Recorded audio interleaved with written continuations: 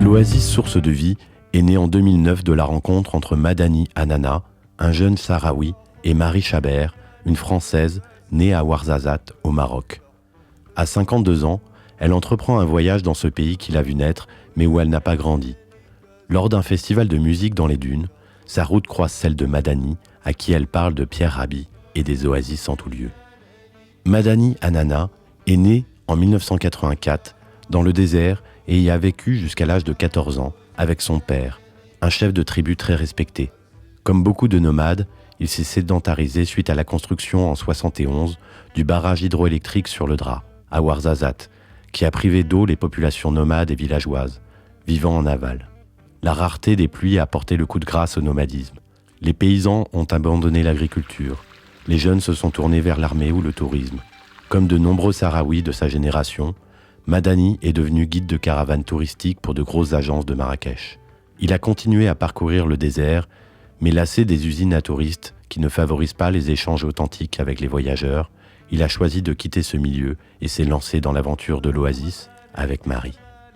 Depuis 10 ans, Madani s'est engagé corps et âme pour faire renaître l'Oasis et inverser le cours de l'histoire qui a contraint les villageois à abandonner la terre.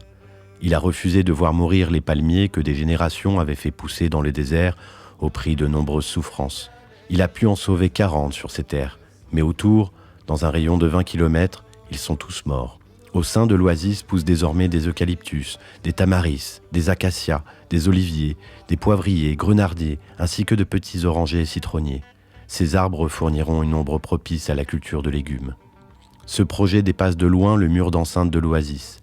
Madani espère donner envie aux jeunes de Mahamit de cultiver à leur tour. Faire reverdir le désert, c'est une solution pour le village et une solution pour le monde entier, explique-t-il. Si on sauve cette oasis, on saura comment vivre avec l'eau salée et trouver des solutions pour le futur.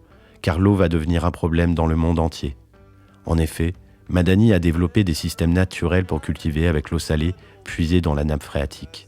À l'oasis, il a mis en pratique la permaculture.